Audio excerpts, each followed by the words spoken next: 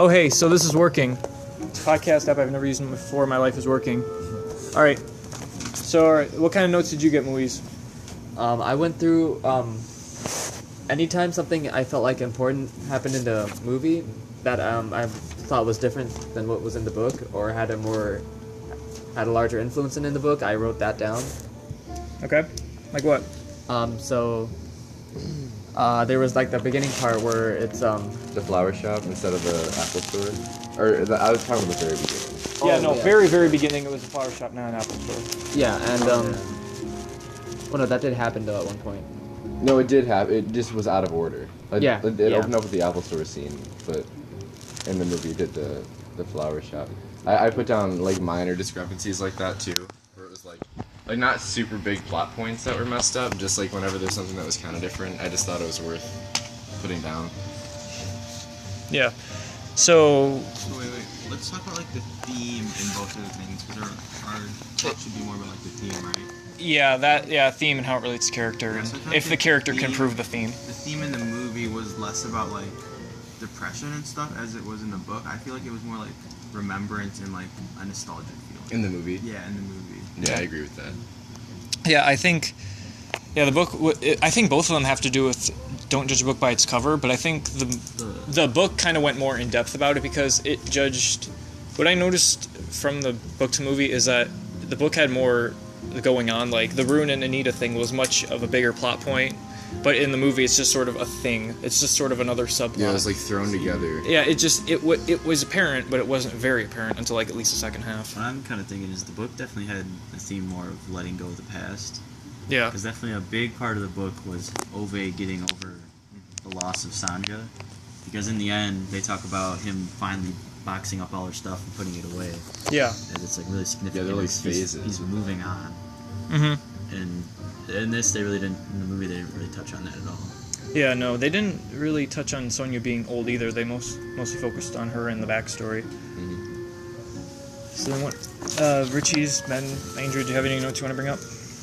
Yeah, wait, do you remember in the book, I'll just repeat this because you didn't record it before, but like in the book when they're talking about Sonya's death, we don't know about it yet until like he touches the gravestone and it's like her face and it's like Yeah, well they personification. touched on the death earlier in the movie. They touched on the death like within the first 5 minutes. In the book it took at least like 30 pages in. But Yeah. like the book with that sudden switch, it adds on to like that theme that Ben was talking about. Yeah, so like third chapter is like she died 6 months ago.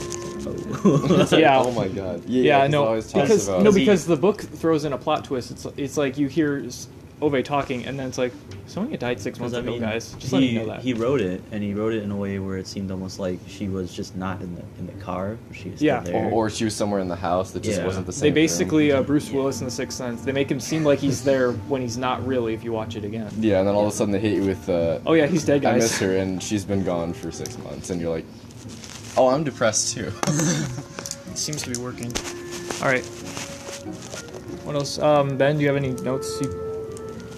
I mostly wrote down differences between the book and the All movie. right. So you have basically the major differences. Yeah, some of them.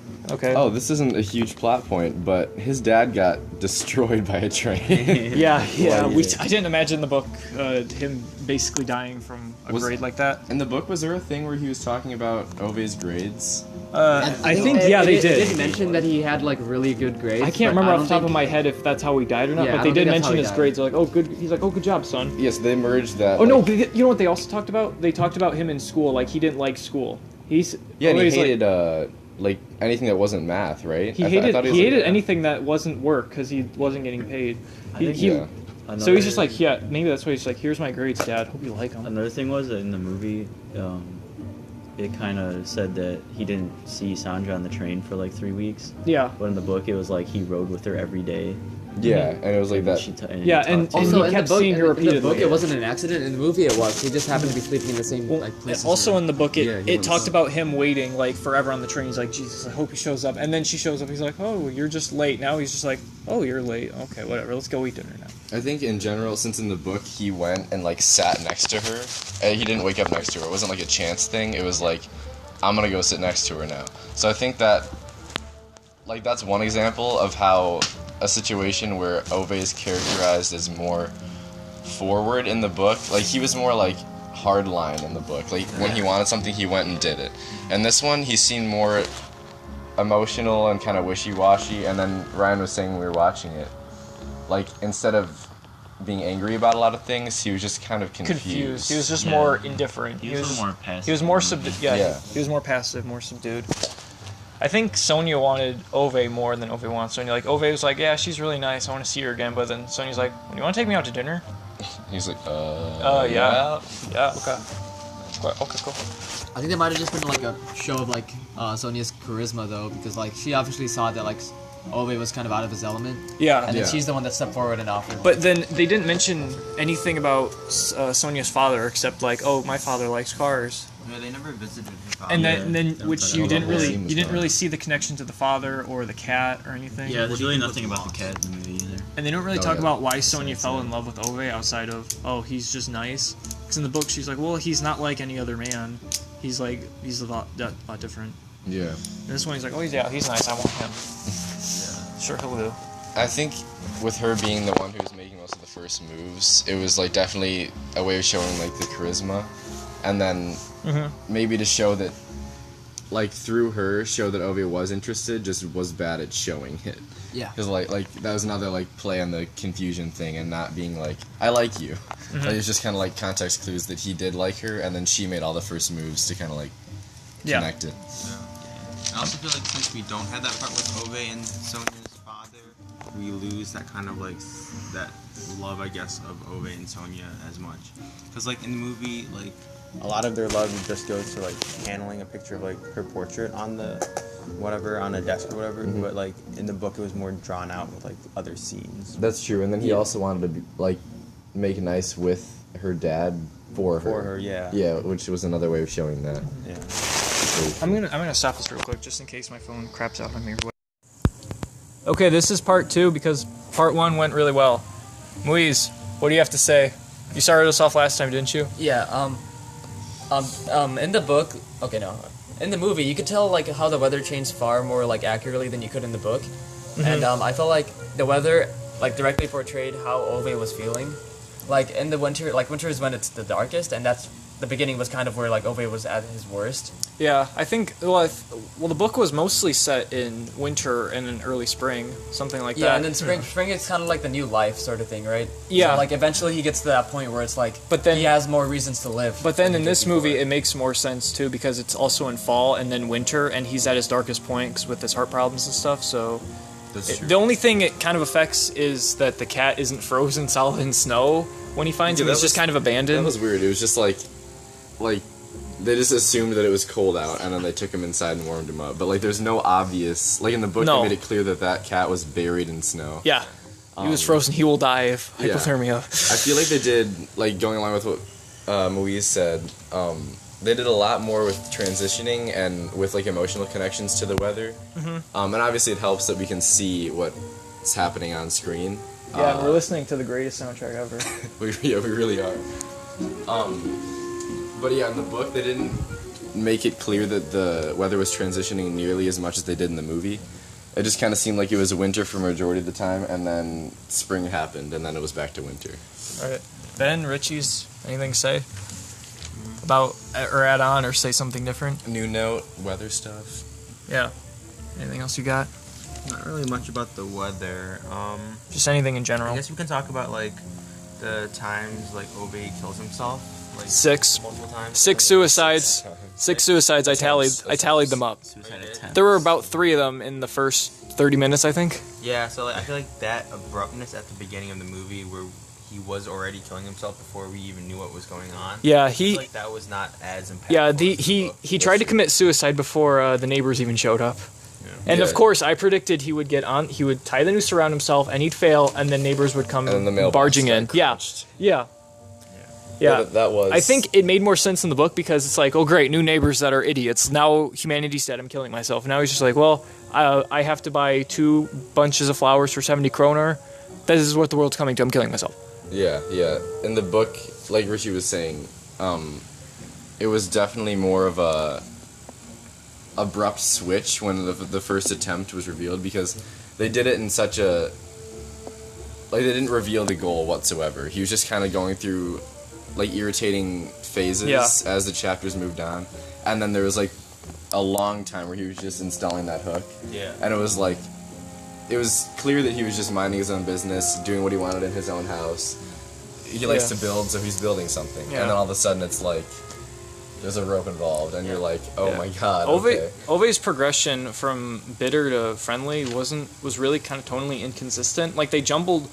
Like, in the book, it seemed more natural. It did. But in the movie, it just kind of seemed like, oh, we're going to take a plot point from the end, like him smiling at the kids, and we'll put it in the middle of the movie. Yeah. In the movie, it didn't seem like there was much of really a change. Because there were kind of parts where, in the movie, where Ove kind of showed a soft side, like, way earlier than you'd think he should have. Yeah, then he just went abrupt, like... Yeah. Then he's just yelling at paper boys. Yeah, there really wasn't, like... A progression. A sort of change. Like, kind of the movie's like, okay, Ove was always this nice. But in the book, it's kind of like, okay, we're going to portray Ove as really mean first, but then we're going to change your mind. Yeah. That's very true. This is very similar to other movies and books and shows and stuff. There's the Jack Nicholson movie, As Good as It Gets, but we prefer our comparison to Shrek. Yeah.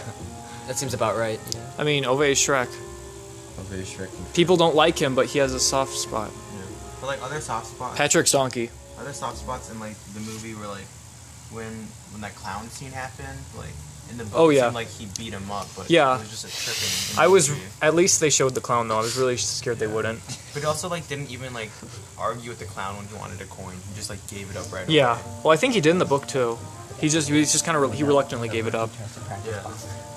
But yeah. I don't think they didn't really flesh out his relationship with the cat at all, though. He was just kind of around. Yeah, that's true. In the book, you could see as the cat was getting you could see Ove was getting nicer through the cat, and the cat was like Sonya was like another friend he had along to bring with him. But here it's just cat. Cat's not dead. It's okay. He's nice now. See? Yeah. He would have killed the cat. He would have. We can kind of measure in the book how like far he's gotten with like changing his character. Just as far as like compassion and that sort of thing, because when he first meets the cat, it's clear that he would rather wish that it was dead. Yeah. And then as he kind of changes, we can see that he treats the cat differently, and then eventually he takes it in, and then you can kind of, as the story progresses and he goes back to the cat, you can see how that has changed. Yeah. The cat is like kind of like a constant. Yeah, I think like in the movie, all those little like signs of compassion Ove has makes it be more about like Ove being an outsider than like someone who has just had a wife and had a horrible life and is going through depression. Yeah, I thought Ove was more reclusive in the novel. Like, he would talk about things only if it was brought up, but when he was in the cafe talking to Parvana and stuff, he was very open about his relationship with Rune, and really the first time we ever delved into it, where the book delved into it several times. Mm-hmm. It's like, dude, I don't know. Do you think Ove seemed more open? He seemed more emotional, I guess. He kind of got caught up in everything more. He got nicer a lot quicker. Yeah, I think another thing kind of to note in the movie is Ove's relationship with Rune. Yeah. Where he really, in the book, it was very different. There was like more professional. Yeah. Or in this one, it was kind of more like they were actually friends. Yeah. Well, in this one, they just kind of stumbled across each other. Like, oh, hey, I'm Ove, I'm Rune. Hey, let's stop that guy. To catch that same guy. Yeah, which makes sense for them. And then after that, they went on that like sign spree where the two of them together put up all the signs in the neighborhood. Yeah, that made more sense. At the beginning, when I saw the sign, I thought, well, Ove would not make something that much professional. He would have put a clothesline on a ripped out notebook paper or something. And he did, but that was for a no parking sign, not a no cars through here sign. Right, and they put up. I think Richie said that while we were watching, that there's only one sign said in the book, and they put up at least 10. Yeah, they had a gate. They had a giant gate too. Yeah. Yeah. All right, that's the end of part 2. How did the car get through the gate then? How did the car get through the gate? Never mind, it's all good. I just realized. Plot hole. Realize how stupid that is. No, we're ending on a plot hole. It's okay. It's not a plot.